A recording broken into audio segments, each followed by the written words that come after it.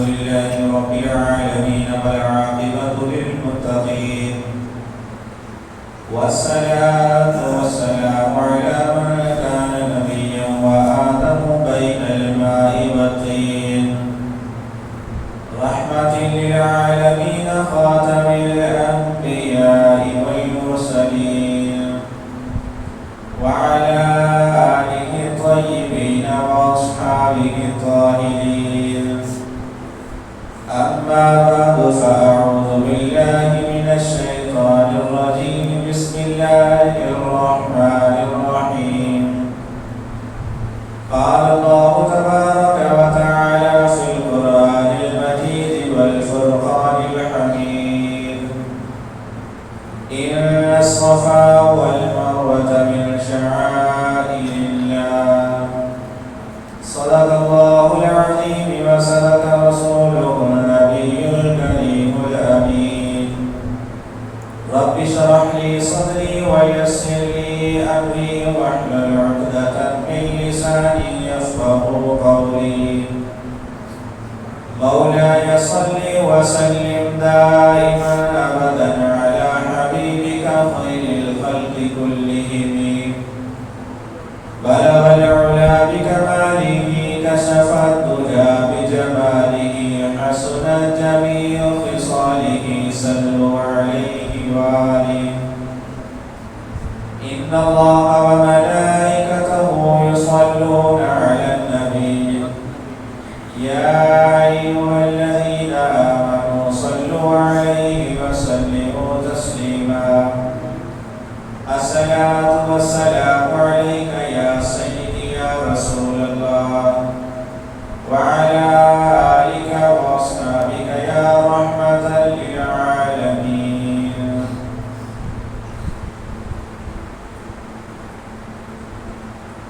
اب تنگی داماں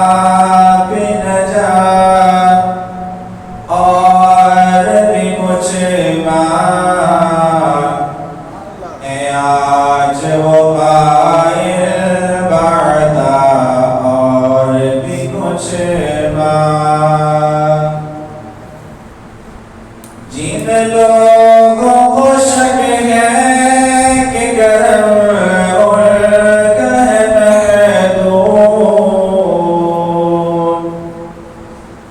جن لوگوں کو شک ہے کہ گرم اور گرم ہے دون ان لوگوں کی باتوں میں نہ اور بھی کچھ مانگ ہے آج موبائل بڑھتا اور بھی کچھ مانگ سرکار کا در ہے در شاہ تو نہیں ہے سرکار کا در ہے در شاہ تو نہیں ہے جو مانگ لیا سو مانگ لیا اور بھی کچھ مانگ ہے آج موبائل بڑھتا اور بھی کچھ مانگ پہنچا ہے جو اس در پہ تو رہ کے نصیرات پہنچا ہے جو اس در پہ تو رہ کے نصیرات آواز پہ آواز لگا اور بھی کچھ مانگ ہے آج موبائل بڑھتا اور بھی کچھ مانگ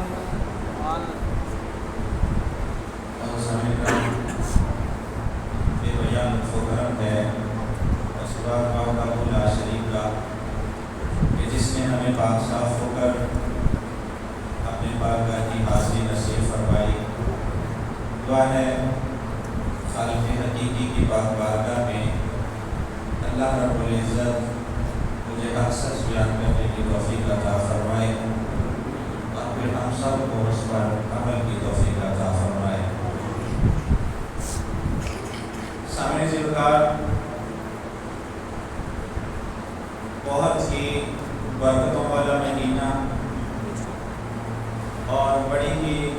رحمتوں والی گھڑیاں اللہ رب العزت نے ہمیں نصیب فرمائی ہیں۔ یہ وہ مہینہ ہے، یہ وہ دن ہے، یہ وہ گھڑیاں ہیں کہ جن کے بارے میں سرور دو عالم صلی اللہ علیہ وآلہ وسلم نے فرمایا کہ پورے سال میں سے اگر کوئی بہترین مہینہ ہے تو وہ ذی الحج کا مہینہ ہے۔ میں اگر سب سے بہترین کوئی دن ہے تو وہ یہ 10 دن ہیں۔ میں اگر سب سے بہترین اگر کوئی وقت ہے تو جس وقت میں حج پڑھا جاتا ہے وہ سب سے بہترین وقت ہے۔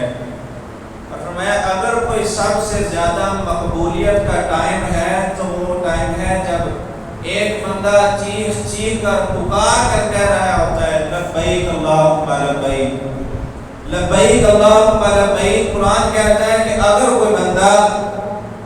اپنے گھر میں بیٹھ کر رات کے 12 بھی بجے ہوں، ساری دنیا سو رہی ہو، سارے بادشاہ دنیا کے سو جائیں، دنیا کے جتنے حکمران ہیں سو جائیں، جتنے مدد کرنے والے ہیں سارے سو جائیں، دنیا کی کوئی چیز اس وقت تمہیں میسر نہ ہو، لیکن اللہ رب العزت فرماتا ہے اس وقت بھی جب اپنے گھر میں بیٹھ کر 7 کوٹھریوں کے اندر بیٹھ کر کہ جب تم پکارتے ہو نا یا اللہ، تو مشکاۃ شریف کے حدیث مبارکہ پیارے نبی فرماتے ہیں اللہ رب العزت 70 مرتبہ بندے کو کہتا ہے اے میرے بندے مانگ کیا مانگتا ہے۔ اپنے گھر میں بیٹھ کر بندہ کہے یا اللہ، حدیث مبارکہ میں 70 مرتبہ اللہ رب العزت اپنے بندے سے فرماتا ہے اے میرے بندے مانگ کیا مانگتا ہے۔ اور جب یہی بندہ اللہ کے گھر میں چلا جائے،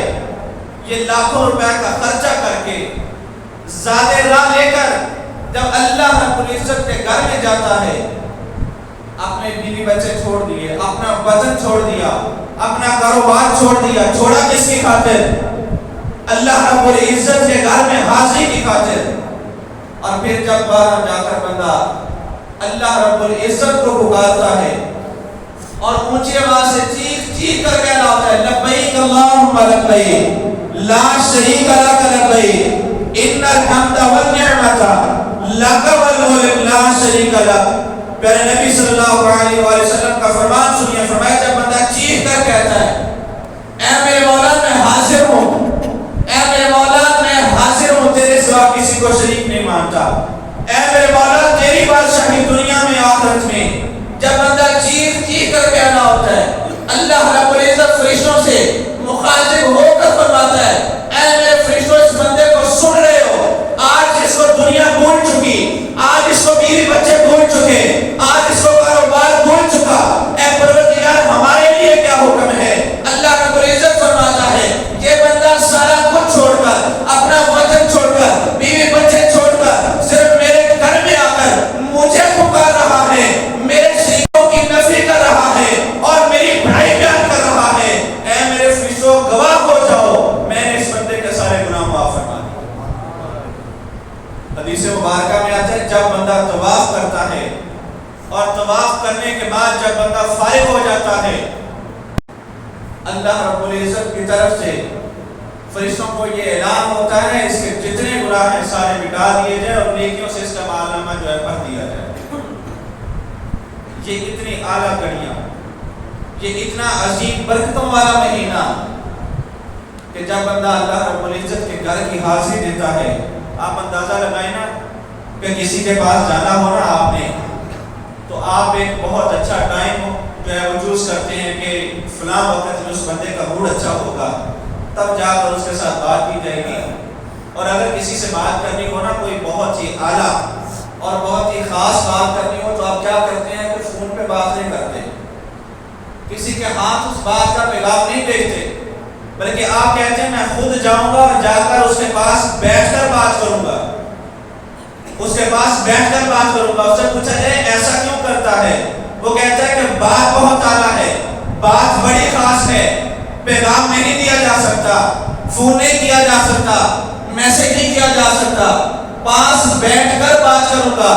بات کرنے کا بھی لطف آئے گا، اس کو ماننے کا لطف آئے گا، مجھے منوانے کا لطف آئے گا۔ یہ پورا سال گزر گیا، بندہ اللہ رب العزت کی بارگاہ میں سجدے کری جا رہا ہے، بندہ اللہ کی بارگاہ میں رکوع کیے جا رہا ہے، بندہ اللہ کی بارگاہ میں مال خرچ کیے جا رہا ہے، بندہ اللہ کے راستے پر چل رہا ہے، اہدنا الصراط المستقیم کی صدائیں لگا رہا ہے، بندہ دن رات اللہ رب العزت کی تسبیح بیان کر رہا ہے، لیکن جب سال کا آخری وقت ہوتا ہے، ذی الحج کا مہینہ آتا ہے، بندہ کہتا ہے نہیں اب یہاں بیٹھ کر سجدہ نہیں کرنا، نہیں اب یہاں بیٹھ کر پیغام نہیں بھیجنا، اب یہاں بیٹھ کر میسج نہیں کرنا، اب یہاں بیٹھ کر بات نہیں کرنی، اب یہاں بیٹھ کر اللہ کو نہیں پکارنا، اللہ کے گھر میں جا کر اللہ سے ڈائریکٹ بات کرتے ہیں۔ کیوں بات کرتے ہیں؟ کیونکہ پیغام بھی بڑا خاص ہے، بات بھی بڑی خاص ہے، بات بھی اعلیٰ، بات منوانے کا بھی مزہ آئے، بات ماننے کا بھی مزہ آئے۔ پورا سال گناہ کر لیے، اب پورا سال گناہ کرنے کے بعد اللہ رب العزت کی بارگاہ میں جا کر سب سے پہلے کہتے ہیں لا شریک لک، اے پروردگار تیرے سوا کوئی معاف نہیں کر سکتا، اے پروردگار تیرے سوا کوئی نہیں سن سکتا، اے پروردگار آج تو ہی ہماری بات کو سننے والا ہے۔ دنیا کے سارے بادشاہ جواب دے گئے، دنیا کے سارے بادشاہ نے ہاتھ کھڑے کر دیے، کوئی ہماری خطائیں معاف کرنے والا نہیں، کوئی ہمیں رزق دینے والا نہیں۔ اے پروردگار آج ایک بارگاہ میں آ کر تجھ سے سوال کرتے ہیں، پچھلے گناہوں کی معافی مانگتے ہیں، آئندہ کے لیے صراط مستقیم مانگتے ہیں۔ اللہ رب العزت کے پیارے حبیب نے فرمایا کہ اس بندہ سچے دل سے، صدق کے دل سے اللہ رب العزت کے گھر میں جا کر ذی الحج کے دنوں میں اللہ سے معافی کر لے، اللہ سے معافی مانگ لے، اپنے گناہوں کی توبہ کر لے۔ پیارے حبیب کا فرمان ہے، فرمایا اس بندے کے پچھلے سارے گناہ ایسے مٹا دیے جاتے ہیں جیسے کہ وہ آج ہی پیدا ہوا ہو، جیسے کہ وہ آج ہی پیدا ہوا ہو۔ کیا سمجھا ہے لوگوں نے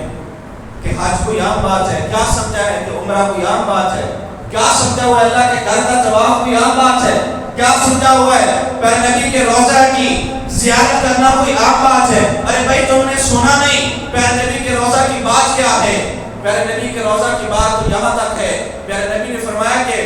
70,000 فرشتے ایک وقت میں پیارے نبی کی بارگاہ میں آتے ہیں۔ 70,000 فرشتے ہر وقت پیارے نبی کی بارگاہ میں موجود، وہ آتے ہیں، وہ جاتے ہیں، دوسرے آ جاتے ہیں، وہ جاتے ہیں، دوسرے آ جاتے ہیں۔ فرمایا 70,000 فرشتے ہر وقت میری بارگاہ میں حاضر رہتے ہیں۔ اب کیا ہوتا ہے کہ 70,000 فرشتے، فرمایا کہ پھر وہ فرشتے جو ایک بار ہو کے چلا جاتا ہے دوبارہ اس کی باری نہیں آتی، دوبارہ اس کی باری نہیں آتی، جو ایک بار ہو کے چلا جاتا ہے۔ فرشتے اللہ رب العزت کی بارگاہ میں دعائیں کرتے ہیں، پروردگار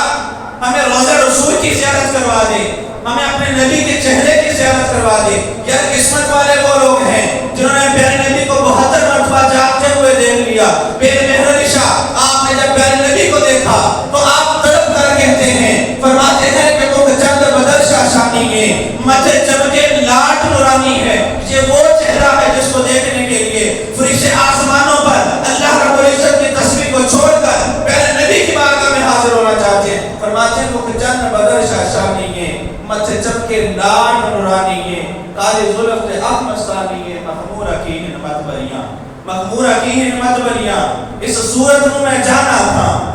اس صورت نو میں جانا تھا، اور جب آپ نے یہ پہلا لکھنا ہے صورت نو میں جانا تھا، اس کے بعد آپ کہتے ہیں کہ اے میرے علی یہ تیری جان تو نہیں ہے نا، اے میرے علی یہ تیری جان تو نہیں، تو اس کو جان کہہ رہا ہے کہ اس صورت نو میں جانا تھا، جانا تھا کہ جانے جہانا تھا، سوچا کہ یہ تو جہانوں کی جان ہے۔ پھر فرمایا سچ آخا تے رب دی میں شان آخا جس شان تو شان سب بڑیاں، سچ آخا تے رب دی میں شان آخا جس شان کو کون سمجھ سکتا ہے ان کی شان کو۔ جناب اسماعیل علیہ السلام کی ایڑیوں سے پانی نکلا تھا نا،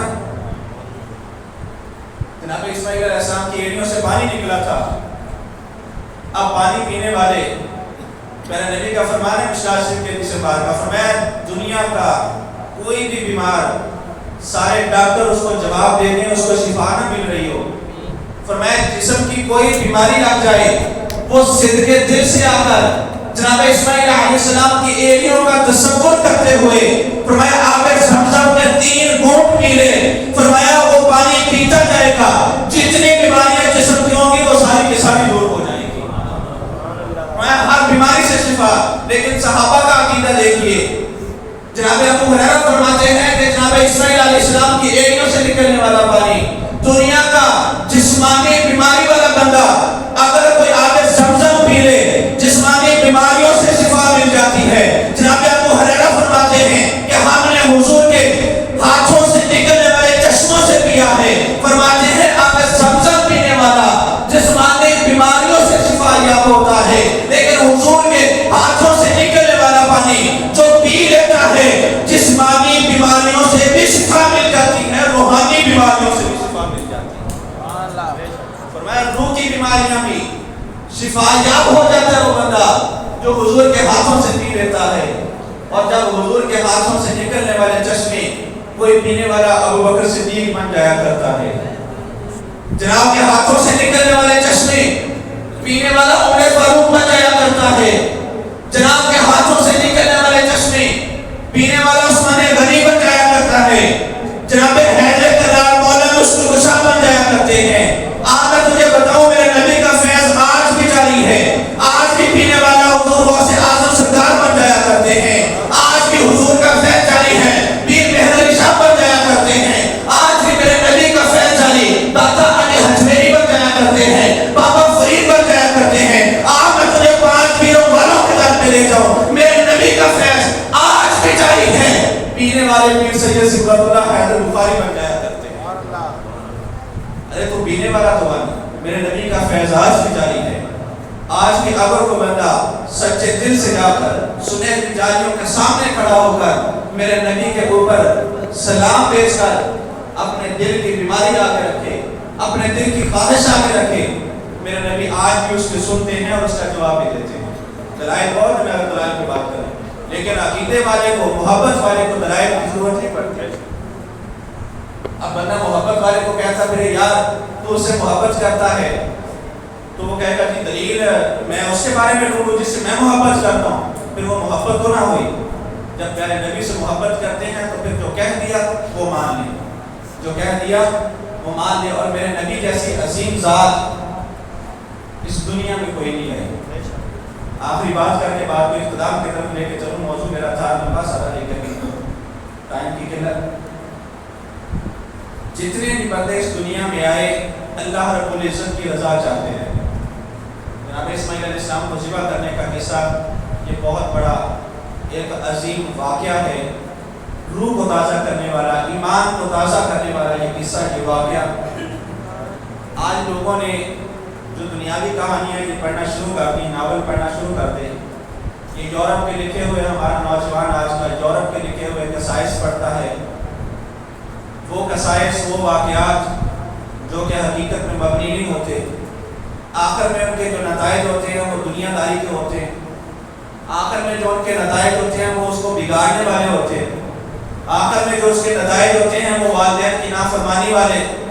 معاشرے میں بگاڑ والے۔ لیکن جو حقیقی واقعات ہیں، جو حقیقی قصائص ہیں قرآن عظیم کے اندر میرے اللہ رب العزت نے بیان فرمائے، آج کے نوجوان نے وہ چھوڑ دیے۔ ناول پڑھ رہا ہے، موبائل پہ سوشل میڈیا، دن رات فیس بک اور ایسے سوشل میڈیا کے جتنے پلیٹ فارم ہیں ان سے ناول پڑھے جا رہے ہیں، ان سے کہانیاں پڑھی جا رہی ہیں۔ لیکن عجب یہ ہے کہ قرآن چھوڑ دیا، عجب یہ ہے کہ قرآن کے سچے واقعات سے منہ موڑ لیا۔ بات میں کرنا چاہوں گا کہ ہر بندہ اللہ کی رضا چاہتا رہا ہے۔ جناب آدم علیہ السلام کو اللہ رب العزت نے فرمایا ہے آدم جنت سے نکل جا، عرض کی مولا جیسے تیری رضا ویسے میری رضا۔ جناب حوا سے کہا جنت سے نکل جا، عرض کیا پروردگار جیسے تیری رضا ویسے میری رضا۔ جناب نوح کو کہا کہ اپنے بیٹے کو چھوڑ دے غرق ہونے کے لیے، اپنی بیوی کو چھوڑ دے غرق ہونے کے لیے، اے مالک جیسے تیری رضا ویسے میری رضا۔ جناب ایوب کو کہا تیرا جسم کیڑے جو ہیں وہ کھا جائیں گے چھلنی ہو جائے گا، کیڑے کھا جائیں گے چھلنی ہو جائے گا، مالک جیسے تیری رضا ویسے میری رضا۔ جناب عیسیٰ علیہ السلام سے فرمایا لوگ سولی پہ چڑھانے کی کوشش کریں گے، مالک جو ہے جو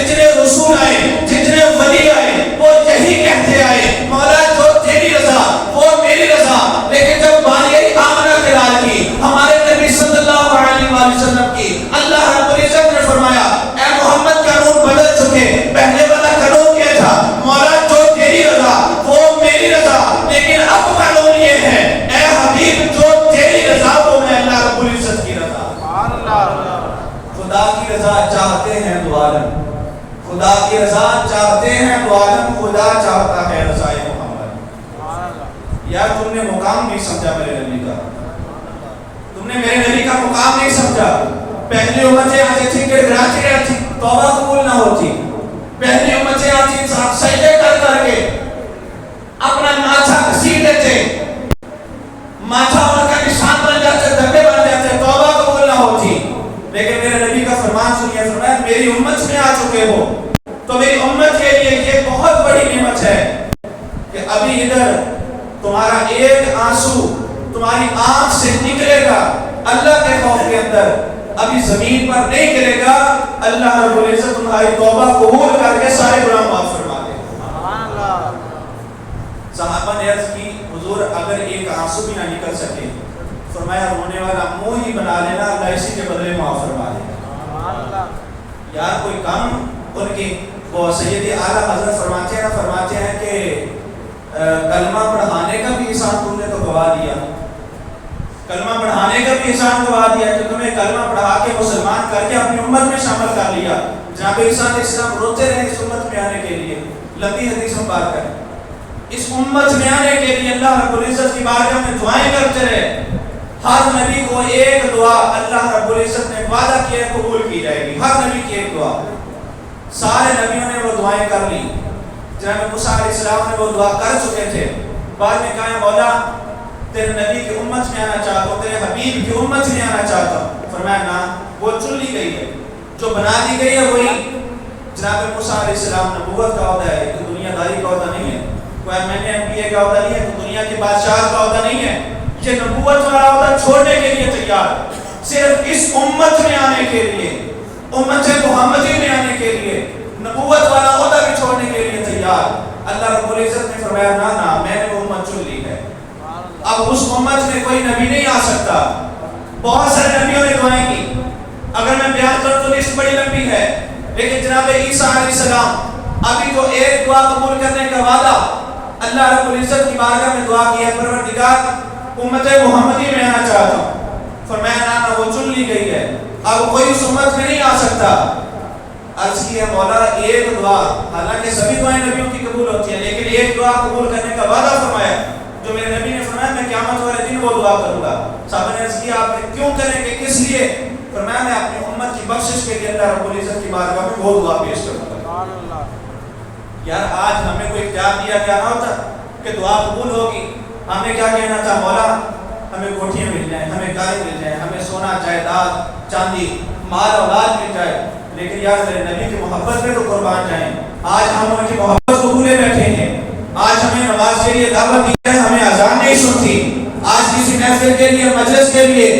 کسی کو بلایا جائے وہ بہانے ڈھونڈنے لگ جاتا ہے, کسی کو نبی کے ذکر کی طرف بلایا جائے وہ آگے سے دلیلیں مانگنا شروع کر دیتا ہے. یار تو نے محبت بلا دی, میرا نبی راتوں کو جاگ کر پاؤں مبارک سو جاتے ہیں, ورم آ جاتے ہیں, جب دعا کی باری آتی ہے اللہ رب العزت فرماتا ہے اے حبیب مانگے کیا مانگتے ہیں. میرا نبی ہاتھ اٹھا کر سونا جائیداد نہیں مانگتا, مال اولاد نہیں مانگتا. جناب ابراہیم بچپن میں فوت ہو چکے, وصال کر چکے, ان کی حیاتی نہیں مانگی. میرے نبی کے بیٹے وصال کر چکے, ان کی حیاتی کی دعا نہیں مانگی, اپنے بڑھاپے کا سہارا نہیں مانگا, مال جائیداد نہیں مانگی, اچھی کار, اچھی کوٹھی, اچھا بنگلہ نہیں مانگا, دنیا نہیں مانگی. میرے نبی کے ہاتھ اٹھتے ہیں اللہ رب العزت کی بارگاہ میں, میرا نبی دعا فرماتا ہے اے میرے مولا ساری رات سجدہ کیا, ساری رات رکوع کیا, میرے پاؤں میں ورم آ چکا, میرے پاؤں سوج چکے, اے پروردگار میں دنیا کا کچھ نہیں مانگتا, ربی ہب لی امتی, اے میرے مولا میری گناہگار امت کی بخشش فرما دے,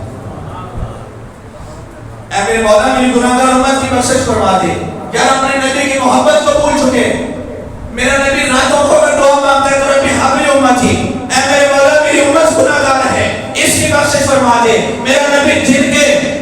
رات کے اندھیرے میں دعا مانگے, اپنی امت کو یاد رکھے, دن کی روشنی میں دعا مانگے, اپنی امت کو یاد رکھے, اپنے اللہ سے ملاقات کے لیے جانے لگے, اپنی امت کو یاد رکھے, ادھر سدرۃ المنتہا پہ ہو, اپنی امت کو یاد رکھے. میرا نبی دنیا کے کسی کونے میں کھڑا ہو, اپنی امت کو یاد رکھے. یار میرا نبی تو وہ ہے کہ ہر حال میں اپنی اس گناہگار امت کو یاد رکھے, لیکن آج اس امتی کو اپنے نبی کی ضرورت بھی ہے, اس کے باوجود یاد نہیں رکھتا.